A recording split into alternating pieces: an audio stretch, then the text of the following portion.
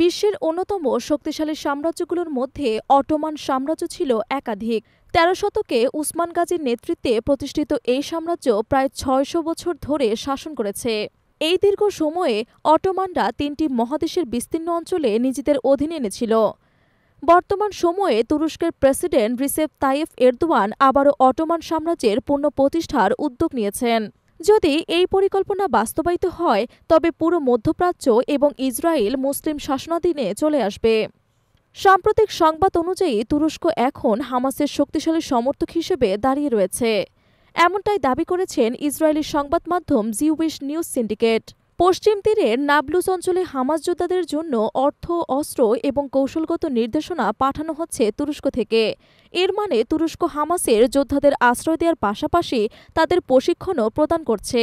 Israeli police এবং গোয়েন্দা সংস্থা শিনবেতের যৌথ বিবৃতিতে জানানো হয়, নাবলুজের হামাস সেলকে M6 রাইফেল এবং কিছু $1000 দিয়ে বিশেষ অপারেশনে নির্দেশনা দেওয়া হয়েছে, যা তুরস্ক থেকে সরবরাহ করা হয়েছে। আইডিএফের সাবেক গোয়েন্দা প্রধান কর্নেল মিখাইল মিলস্টেন দাবি করেছেন যে হামাসের গুরুত্বপূর্ণ বিদেশি অপারেশনাল কেন্দ্র এখন আঙ্কারা এবং সেখানে তারা প্রায় ১.৫ বছর ধরে লেবাননে যুদ্ধের পর কিছুটা দুর্বল হয়ে পড়েছে। হিজবুল্লাহ অন্যদিকে বাশার আল আসাদ সরকারের পতনের পর সিরিয়ার জাতিকে একত্রিত করতে ব্যর্থ হয়েছে। এই অবস্থায় তুরস্ক হামাসের প্রধান কেন্দ্রবিন্দু হিসেবে কাজ করছে। কর্নেল মিলস্টেন জানাচ্ছেন, তুরস্কে হামাস যোদ্ধাদের আশ্রয়ের পাশাপাশি তাদের সামরিক প্রশিক্ষণও দেয়া হচ্ছে এবং গোয়েন্দা তথ্য সংগ্রহের ব্যবস্থাও করা হচ্ছে। বর্তমানে কাতার এবং গাজা উপত্যকায় হামাসের শীর্ষ নেতা কম এবং আঙ্কারা থেকে তাদের পরিচালনা করছে মুসাউদ্দিন। আইডিএফের সাবেক কর্মকর্তা জানিয়েছেন, তুরস্ক ন্যাটো সদস্য হওয়ায় এটি হামাসকে দীর্ঘমেয়াদী সামরিক সহায়তা প্রদান করতে পারে, যা ইসরায়েলের জন্য একটি বড় হুমকি হতে পারে।